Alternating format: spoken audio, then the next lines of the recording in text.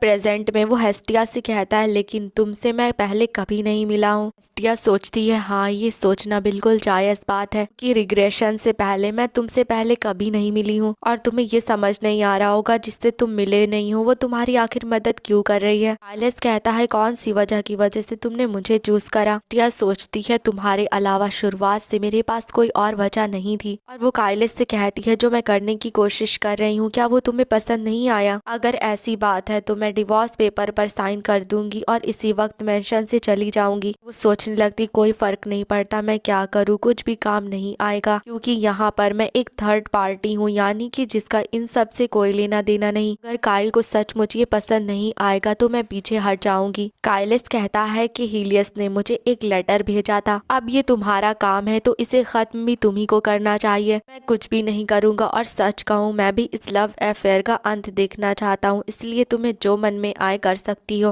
Hestia सोचती है इसका मतलब मैं जो कुछ भी करूंगी तुम बस अपनी आंखें बंद रखोगे क्योंकि प्यार और नफरत बस एक पीस ऑफ पेपर का काम है। और वो कहती है कि ठीक है मैं कल क्राउन प्रिंस से मिलने के लिए जाऊंगी, लेकिन मुझे बस तुम्हारी एक मदद की जरूरत है ये दिखाने के लिए कि मैं ये सब कुछ अपनी मर्जी से नहीं कर रही हूँ। तुम बस अपनी हैंड राइटिंग से कुछ लिख दो जैसे कि ये हीलियस के लिए है, इतना काफी रहेगा। इसके अलावा मुझे कुछ भी नहीं चाहिए। तुम्हारा बहुत बहुत शुक्रिया। फिर वो बाहर आ जाती है, तभी बटलर उसके पास भागता हुआ आता है, कहता है मास्टर काइलिस की बातों का बुरा मत मानिएगा, वो अभी तक रिकवर नहीं हुए हैं। हेस्टिया कहती है अरे तुम फिक्र मत करो कुछ भी नहीं हुआ है, वैसे मुझे तैयार होकर जल्दी से जाना है। बटलर कहता है कि आप कहाँ जा रही हैं? हेस्टिया कहती है कि मैं क्राउन प्रिंस से मिलने के लिए जा रही हूँ। बटलर कहता है ठीक है आप मुझ पर छोड़ दिए, मैं जाने की सारी तैयारियां करता हूँ। सब लोग मेरी बात गौर से सुनो, ये क्राउन प्रिंस से मिलने के लिए जा रही हैं, इसलिए अपनी पूरी जान लगा देना इनको तैयार करने के लिए। वो लोग खुश होकर कहते हैं इसका मतलब आज आप डायना से भी मिलेंगी, ठीक है ये सब कुछ आप हम पर छोड़ दिए। और बटलर कैरेज की तैयारी करने के लिए वहाँ से चला जाता है। फिर थोड़ी देर बाद देखते हैं हेस्टिया तैयार हो गई थी और बहुत खूबसूरत लग रही थी और वो सोचने लगती है हेस्टिया तो पहले से ही अच्छी थी लेकिन अब तो और ज्यादा खूबसूरत लग रही है। ये लोग बहुत ज्यादा चौंक गए होंगे क्योंकि मैं मार्कस की वाइफ हूँ, लेकिन ये लोग मेरी इतनी ज्यादा परवाह क्यों कर रहे हैं। और वो लोग हेस्टिया को चेयर करते हुए कहते हैं कि यंग लेडी आप डायना से भी ज्यादा खूबसूरत हैं, प्लीज उन्हें धूल चटाकर आइएगा जैसा कि उन्होंने हमारे मास्टर को छोड़ दिया था। हेस्टिया सोचने लगती है नॉवल के अंदर तो डायना से सब लोग बहुत अच्छे से बर्ताव करते थे, मुझे लगता है कि वहाँ पर सिर्फ नॉवल के ऊपरी हिस्सों के बारे में लिखा हुआ था। इस वक्त मैं उन दो लोगों से मिलने जा रही हूँ जो कि दूसरों की आंखों में बहुत ज्यादा खूबसूरत है, इसलिए मुझे अपने अंदर भी बहुत ज्यादा एनर्जी भरनी होगी। और वो सब लोगों से कहती है ठीक है मैं तुम लोगों से बाद में मिलती हूँ। फिर नेक्स्ट सीन देखते हैं कि वो पैलेस आ गई थी और उसके सामने डायना थी और वो हैरान होकर सोचती है खुद पर काबू रखो, तुम खूबसूरती से फिसल नहीं सकती हेस्टिया। वो उन लोगों से कहती है एम्पायर के ग्रेट मून और सन में आप लोगों को खुद को इंट्रोड्यूस करती हूँ, मेरा नाम हेस्टिया है और मैं मार्कस काइलिस की वाइफ हूँ। और हीलियस मुंह बनाकर कहता है क्या कहा मिस मार्कस? तभी डायना हेस्टिया से कहती है क्या हम लोग पहले कभी मिल चुके हैं? और हेस्टिया सोचने लगती है कि मुझे याद है जब इस दुनिया में आने के बाद मैं पहली बार डायना से मिली थी। वो एकदम सिंपल लेकिन बहुत प्यारे कपड़े पहनी थी,